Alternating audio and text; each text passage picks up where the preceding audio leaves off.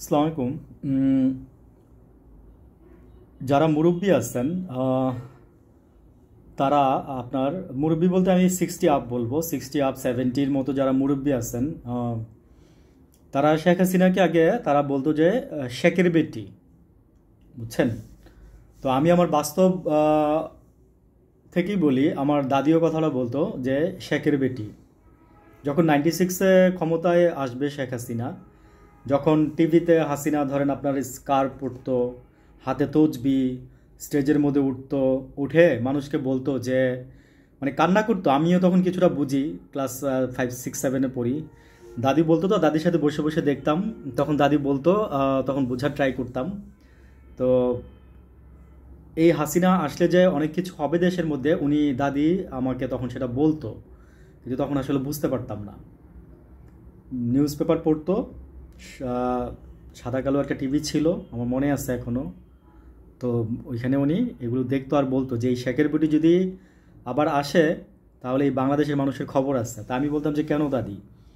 তো উনি বলতেন যে শেখ মুজিবুর যা করে গেছে 71 সালের যুদ্ধের পরে 74 সালের দুর্ভিক্ষ, মানে ওনারা তো দেখছে, ওনারা তো তখন ইয়ং। তো ওনারা তখন বলতেছিল ঠিক আজকে আমার এই কথাগুলো হয়তো আজকে থেকে আরও 20 বছর 30 বছর পরে এক যেদিন ইতিহাস ইতিহাস হবে, আমাদের নেক্সট প্রজন্ম যারা আছে, নেক্সট জেনারেশন যারা আছে, তারা এক সময় বলবে যে না, ও আচ্ছা, আগে তাহলে এরকম ছিল, তারও আগে তাহলে তারা এরকম ছিল।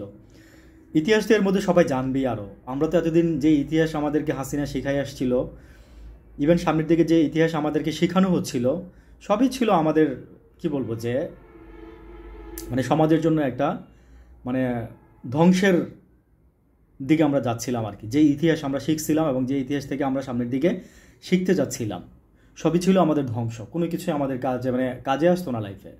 ওই যে আমি একবার বলছিলাম না যে ডিম ভাজে কেমনে, ঝাড়ু দেয় কেমনে, এগুলো বইয়ের মধ্যে নিয়ে আসছে। তারপর হচ্ছে সরি, ছোটো ছোটো বাচ্চাদের মোবাইল থেকে মোবাইল হাতে দিয়ে মনে করে যে ইন্টারনেট শিখাইতে আসছে।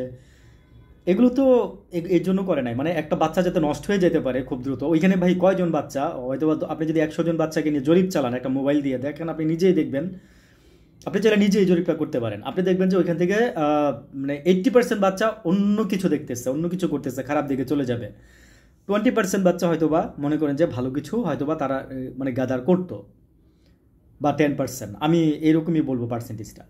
ঠিক আছে? তো আমাদেরকে তো আসলে বললাম না যে ইন্ডিয়ার পরিকল্পনা, ইন্ডিয়ার প্রেসক্রিপশন আমাদের উপরে বহাল রেখে আমাদের উপরে সব কিছু এই হাসিনা মনে করেন যে আপনার লিখতো।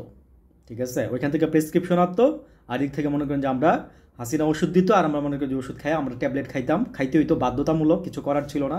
ওই ট্যাবলেট খায়া মনে করেন যে আমাদের ঘুমাই যেতে হইতো, জিমাই যেতে হইতো। ঠিক আছে? আর আরেকটা কথা বলি, সেটা হচ্ছে যে বিভিন্ন জায়গায় এই আওয়ামী লীগ সরকার যেভাবে নেশাটাকে ছড়াই দিয়ে গেছে, হ্যাঁ, মানে প্রত্যেকটা গার্মেন্টস ফ্যাক্টরিতে আমি বলবো, আমার অনেকটা বলবো যে মানে আহ, নিজের সরজমিনে দেখা কিছু কিছু জায়গায়, মানে সে এমনভাবে এই গার্মেন্টসে আপনার মানে মাদক ঢুকাই দিয়ে গেছে। ঠিক আছে? গার্মেন্টসে যারা চাকরি করে তাদের বয়স তো বেশি একটা না, তারা মানে খুব 8, 9 পর্যন্ত পড়াশোনা করে তারা ওইখানে এটা চাকরি করতে যায় বা মেট্রিক পাস করে। ঠিক আছে?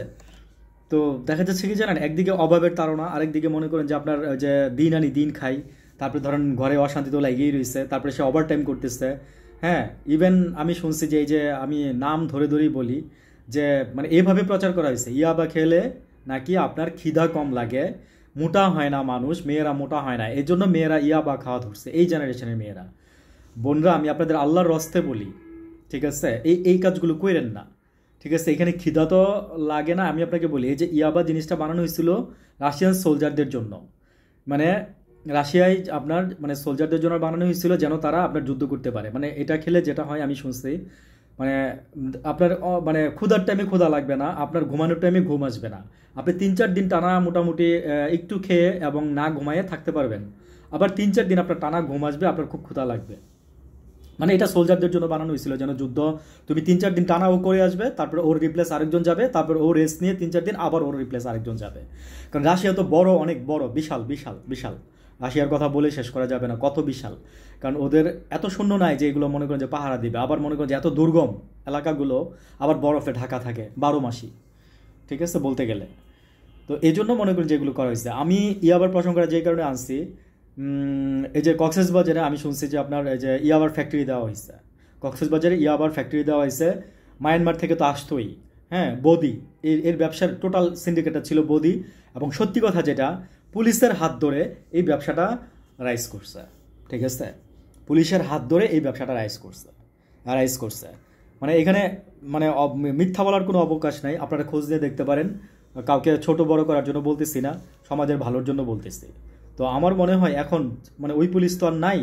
আমি নিজে একদিন ব্রাহ্মণবাড়িয়া থানার পিছনে গিয়ে আমি মনে করি যে না হলে 200 ফেন্সিডিলের বোতল আমি মনে করেন যে আপনার পিছনে ছড়ানো ছিটানো দেখছি। কারা খাইছে?